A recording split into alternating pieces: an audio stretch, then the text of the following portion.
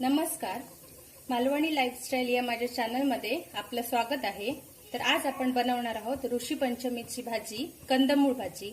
त्यासाठी लागणारं साहित्य मी इथे घेतलेलं आहे।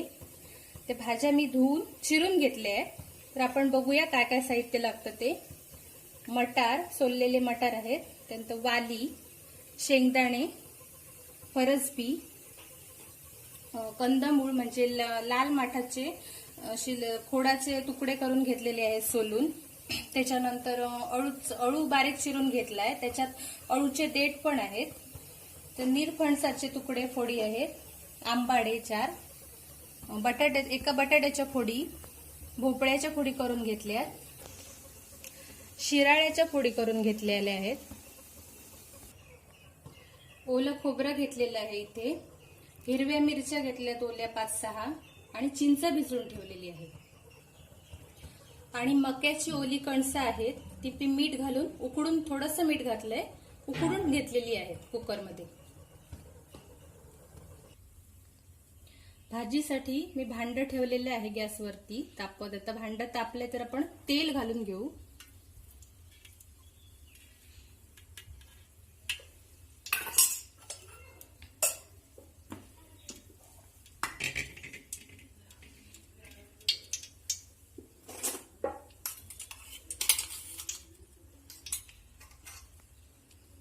तेल तापल्यावर तेलात मी मिरच्या घेतलेल्या आहेत वाटून, ओली मिरची ती घातली।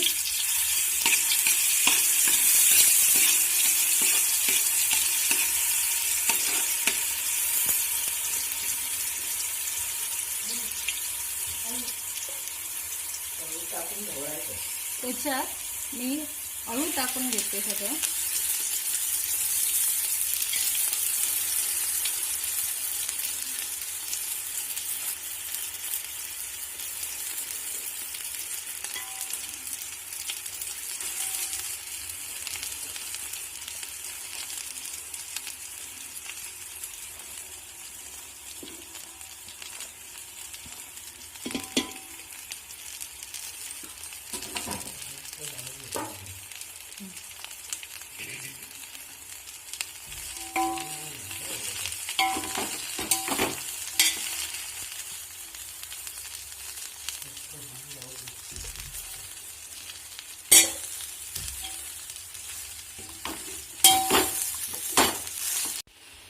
अळूमध्ये मी आंबाडे सोलून ठेवलेले तासून ते टाकले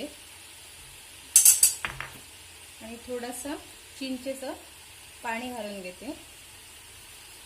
अळूला खाज असते, तर ती खाज कमी व्हावी म्हणून आपण आंबट चिंच त्याच्यात घालून घेतो।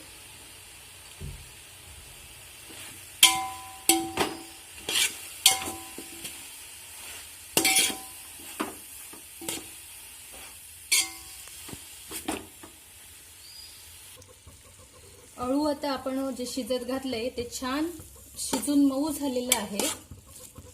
बाकीच्या ज्या भाज्या आहेत त्या आपण आता थोड्या थोड्या त्याच्यात घालत जाऊ। आता मी मटार घालून घेते,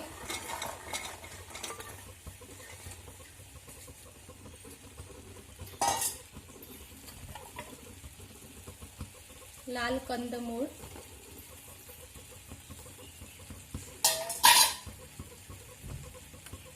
फरसबी,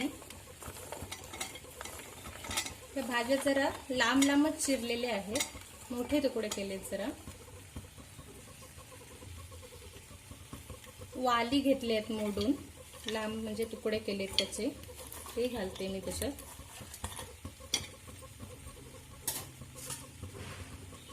निरफणसाच्या फोडी म्हणजे विलायती फणस म्हणतात तो, त्याच्यानंतर एका बटाट्याचे तुकडे केले,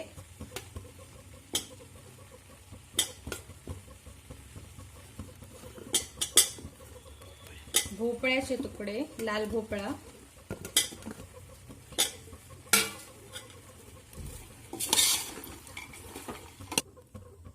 शिराळा एक आहे, ते शिराळ्याचे तुकडे घालून घेते मी। शिराळा म्हणजे दोडकं म्हणतो आम्ही इकडे।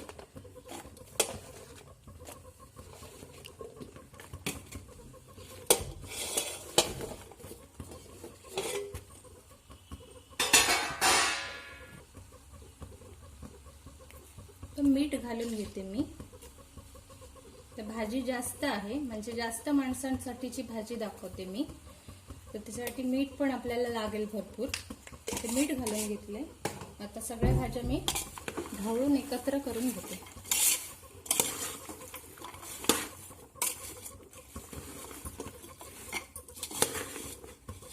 या भाजीचं वैशिष्ट्य असं आहे की बैलांचे कष्ट घ्यायचे नसतात, म्हणजे बैलांची मेहनत वापरून ज्या भाज्या बनवल्या जातात किंवा नांगराचा पूर्वी वापर करून शेतीसाठी हे केलं जायचं, तर त्या भाज्या वापरायच्या नाहीत।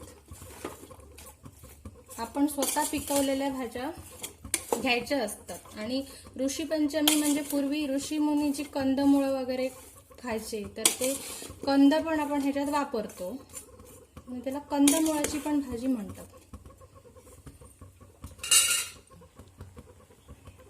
तर मी पाणी घालून घेते, म्हणजे भाजी लागायला नको ती, नाहीतर भाजी करपायला लागते आणि पाण्यामुळे ती शिजेल पण। त्याच्यावर आपण झाकण ठेवून देऊ, म्हणजे भाजी वाफेवर तयार होईल। त्या भाजीमध्ये उकडलेली कणसं आहेत, ती पण आपण घालून घेऊया। कणसं मी उकडून घेतली, त्याच्यामुळे मी जरा नंतर घातली ती, तर ती शिजलेली आहेत थोडी।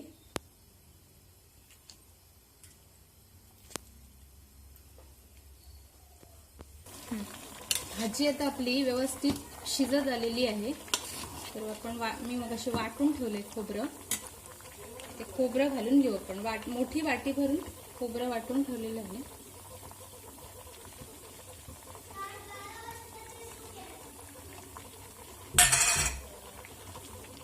व्यवस्थित ढवळून घेऊया।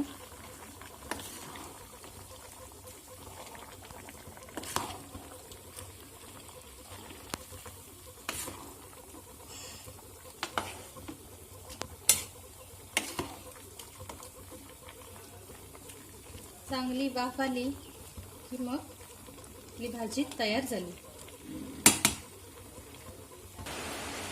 आपली भाजी आता वाफ येऊन व्यवस्थित शिजून तयार झालेली आहे। तर मी आता गॅस विझवून टाकते। आपली कंदमुळाची म्हणजे ऋषीची भाजी, ऋषी पंचमीची भाजी शिजून व्यवस्थित तयार आहे।